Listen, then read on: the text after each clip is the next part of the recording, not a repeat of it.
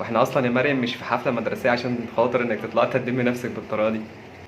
خش في الموضوع. سلام الله على كل مشاهدي ومتابعي في كل أنحاء هو الفيديو ده اصلا مش هيلف العالم ولا حاجه، ده ولا وصل للشرق الاوسط يبقى كتر خيرك. العالم.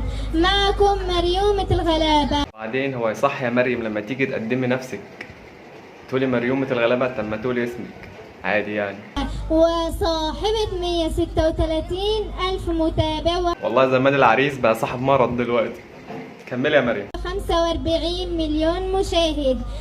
النهاردة أنا بشكر عمو عبد النبي ممكن الاستاذ اللي بيصور يورينا شكله عمو عبد النبي كده؟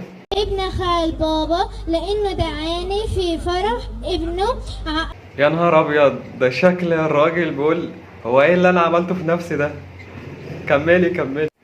محمد ابن محمد وانا بقول لك يا عريس وبقول للعروسه الف الف مبارك وربنا يتمم عليكم بالخير.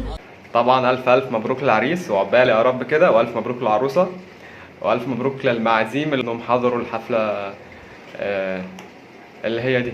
ويرضى الله عنكم جميعا. وكمان انا بشكر عمته رحاب بس هنا جت اللحظه الحاسمه اللي انا مستنيها اصلا، اللي انا منتظرها. ورينا عمته رحاب. انها استقبلتني مقابله جميله جدا، وربنا يحفظك يا رب يا عمته رحاب.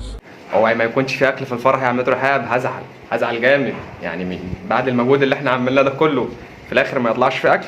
وانا فرحانه ان انا موجوده في الفرح الجميل ده.